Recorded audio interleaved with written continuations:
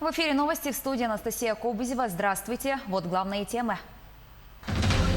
Более 10 очагов природных пожаров действуют в горном районе. Туда перебросили дополнительные силы.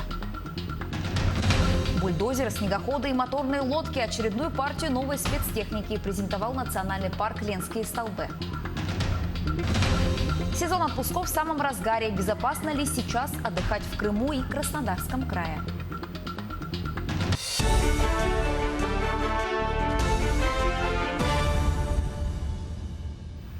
Более 10 очагов природных пожаров действуют в горном районе. Огонь полыхает вблизи сел Бердигистях и Магарас. Со стихией борются специалисты авиалесохраны из Забайкальского края, Тюменской области и Ханты-Мансийского автономного округа. Сегодня специалисты регионального отделения авиалесохраны под руководством летчика-наблюдателя Святослава Колесова совершили облет территории, в рамках которого передислоцировали несколько групп пожарных, а также перевезли продукты питания. Всего же на территории Якутии тушат 39 лесных пожаров. Общая площадь, пройденная огнем, более 1200 гектаров. Из них локализовано 11 пожаров в 7 районах Якутии. В тушении задействованы более 950 человек и 75 единиц техники. Но у вас особенность своя, жара. Нам тяжело по жаре работать, а так же, как и у нас, копаем, отжигаем, работаем своим. А прибыло у нас сюда 60 человек, сейчас перебрасывают нас на другой пожар, работать своим. Пожары здесь сложные, но тушим, получается, работа идет. А сколько здесь пробыли, сейчас куда направляетесь? Пробыли со 2 июля, находимся в вашем регионе. Развитие Арктики стало одной из ключевых тем встречи главы Якутии Айсена Николаева и депутата Госдумы Галины Данчиковой. Как рассказала депутат, представители Якутии активно участвовали в деятельности рабочей группы, которая работала над законопроектом о предпринимательской деятельности в Арктике. Галина Данчикова также озвучила, что продолжает работу по социальным направлениям в части реализации госпрограмм, индексации компенсационных выплат по уходу за инвалидами, организации проезда на отдых пенсионеров. Глава региона Айсен Николаев в ходе встречи подчеркнул, что необходимо проработать предложения для федерального центра по обеспечению арктических территорий продуктами и лекарствами по доступным ценам. Есть поручение Айсена Сергеевича создать такую рабочую группу на уровне правительства республики и подготовить свои предложения для федерального центра. Каким образом мы обеспечим доступность и доступную цену. Самое главное, чтобы это был регулярный ассортимент и та цена, которую жители арктических территорий могли бы доступно покупать это продовольствие. У нас есть, конечно, наш Якутопторг, но однако насколько обеспечивается полнота и цена, и доступность, мы видим, что это не так. И эта группа должна будет выработать такие механизмы и меры. 53 новых случая коронавируса выявили в Якутии за сутки. Об этом сообщила вице-премьер республики Ольга Балабкина во время брифинга по эпидситуации в регионе. 42 заболевших в Якутске, 5 случаев зарегистрировано в Верхоянском районе. Как пояснила Ольга Балабкина, это контакты, которые возникли возле одного из медицинских учреждений. Ситуация находится под контролем властей. 4 новых случая выявили в Алданском районе, по одному заболевшему в Мирнинском и Нюрнгринском районах. За сутки из больниц выписали 98 человек. Районной республики и зарегистрировано у медиков и в органах местного самоуправления 11,5 тысяч детей. Все эти ребятишки поставлены на медицинский учет. Но мы знаем, что часть детей, часть родителей не выполнила этих обязанностей. Большая просьба все-таки в органы местного самоуправления обратиться. Медики возьмут на учет для того, чтобы провести и профилактическое наблюдение за ребятишками. Но это даст возможность нам и более уверенно начать учебный год, и в том числе и не допускать не только коронавируса, но и ангин и других заболеваний. Руководство города Алдана проверило ход работ на объектах тепловодоснабжения. Все ли готово к новому отопительному сезону, в сюжете Руслана Павлова. Модульные котельные и теплопункты готовы к пуску, а крупным теплоцентралям осталось придать лоск, докладывают специалисты теплоэнергосервиса мэру Алдана и представителям общественного совета города. В целом, если говорить на тех объектах, где мы присутствуем по ТЭСу, сегодня есть уверенность, что мы войдем в отопительный сезон с высоким качеством подготовки, получим паспорт готовности. В этом направлении ведется большая работа. Упор на оборудование, у них новая тактика у молодого руководства, да, период еще окончания первой половины отопительного сезона уже начинает ремонтировать, это приветствуется. Сейчас основные силы ремонтных бригад направлены на реновации сетей тепловодоснабжения, в том числе подключение к централизованному теплоснабжению частного сектора города Алдана. Новые нитки трубопроводов тянутся на нескольких улицах. Решился как раз вопрос по присоединению частного жилого фонда по улице Геологической. Долгие шли согласования, в основном по прокладке, по заявлениям. Вот этот вопрос двинулся с мертвой точки, и в этом году мы этот вопрос сделаем.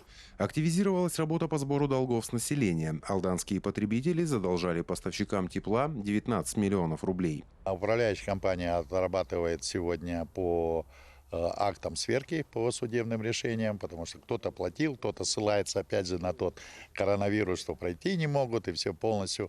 Но основной результат август будет посвящен именно сбору платежей в полном объеме и снижению задолженности перед коммунальщиками. Но здесь я не хочу вот эти карательные меры принимать к людям. Да? Люди должны сами иметь сознание, что вот эти же деньги, которые они платят, пойдут на их благо. Это новые теплотрассы, это утепление теплотрасс, это зарплаты, это качественный ремонт, это уголь в конце концов. В целом власти города довольны ходом подготовки объектов тепловодоснабжения к зиме и уверены, что 6 сентября котельные без сбоев войдут в отопительный сезон. Руслан Павлов, Сергей Шипачев, Алдан.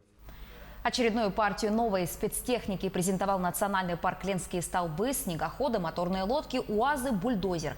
Более 50 единиц техники закупили на средства, выделенные Министерством природы России. Подробности у Виолетты Засимовой. С того момента, как национальный парк Ленские столбы получил федеральный статус, Минприроды России дважды выделяла средства на обновление его материально-технической базы. В декабре 2019 года сумма составила 44 миллиона рублей и в марте 2020 года сумма 34 миллиона рублей. Первую партию специализированной техники и оборудования завезли этой весной. Вторую партию презентовали сегодня в городе Покровске. Техника 4 направлений.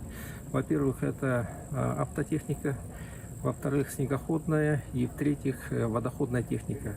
Ну и самое отрадное, что радует нас экологов, вот последние дни июня месяца поступила лесопожарная техника, которая, конечно, обеспечит лесопожарную устойчивость национального парка.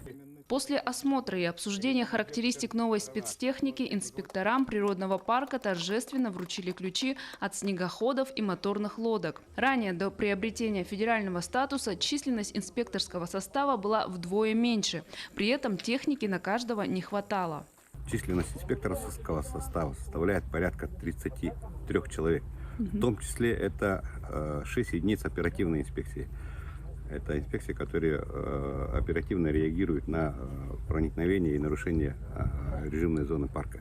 Оперативная инспекция у нас осуществлена, наверное, самой такой мощная техника на сегодня, которую мы до сегодняшнего дня купили. У них и треколы, у них и моторы покрупнее и помощнее, у них и аэролодка «Фантом» есть. Что касается участковых инспекторов, у нас сейчас 14 участковых участков. И каждый участковый инспектор, в том числе мы в этом году 7 участковых инспекторов взяли из числа родовых общин коренных малочисленных. Да. Каждый из них получит по лодочному мотору, вот, допустим, эти водометы стоят, и по снегоходу. После презентации министр экологии Сахамин Афанасьев и директор национального парка Ленские столбы Аркадий Семенов отправились в местность Лабыджа, откуда приняли участие в круглом столе национального лесного форума в режиме видеоконференц-связи. Виолетта Засимова, Хангаласский улус. В самом разгаре сейчас сезон отдыха на популярных российских курортах. Жительница Якутска вместе с детьми отправилась на отдых в Крым и на долгое время оказалась в заточении из-за пандемии коронавируса. Безопасно ли сейчас отдыхать на полуострове и в Краснодарском крае? Подробности у наших корреспондентов. Виктория Филиппова вместе с дочерьми Ниной и Мирой приехали в Крым еще до разгара пандемии коронавируса. На долгие месяцы их местом жительства стал город Ялта. Там Филипповы оказались в режиме вынужденной изоляции. И полицейские патрули везде, и полностью масочный режим, и школа закрылась, и опасения очень были большие. Мы вообще не выходили. Раз в неделю выходили только в магазин. Дети практически месяца два вообще безвылазно выходили из квартиры. Официально отели и санатории Республики Крым начали принимать гостей со всей России еще 1 июля. По данным Министерства курортов и туризма региона, за первые 10 дней республику посетили 400 тысяч человек. А всего в этом месяце ожидают прибытия около 1,5 миллиона отдыхающих. Сейчас на южном берегу Крыма загрузка отелей достигает 95–100%. В других курортных районах отдыхающих намного меньше. Объекты размещения загружены лишь наполовину. Особое внимание отводят безопасности. Во всех общественных наших зонах вы увидите везде рециркуляторы, производится термометрия наших гостей, то есть мы измеряем температуру при въезде, при посещении всех наших общественных зон 2 раза в сутки у гостей будут мерить температуру. Также по требованию мы можем выдать гостям медицинские маски. Везде установлен режим соблюдения дистанции, то есть везде нанесена сигнальная разметка, вы ее видите здесь также в холле. Аналогичная ситуация и на любимых россиянами курортах Краснодарского края. Отели в Сочи, Анапе и Геленджике вынуждены остановить бронирование из-за высокого спроса. Полностью здесь сняли ограничения еще в июне. По информации властей Краснодарского края, к курортному сезону подготовили все 190 пляжей. Но вернемся к нашим героям. Виктории с детьми все-таки отдохнуть удалось. И несмотря на трудности, ее очень впечатлила крымская природа и достопримечательности полуострова. Мы посетили дельфинарий, нам очень понравился. Также мы сходили в динозавр парк. Очень хорошее впечатление у детей. Полностью жизнь вернулась в прежнее русло. Очень спокойно и хорошо. Как тебе в Ялте? Скажи. Хорошо. Хорошо? Море нравится? Ограничения сняты, и у россиян теперь есть возможность скоротечным летом понежиться на южном солнышке и искупаться в море. Конечно, если удастся найти место в переполненных отелях и зонах отдыха. Сергей Михедов, Денис Тишин, Республика Крым и Краснодарский край. На этом все. До встречи.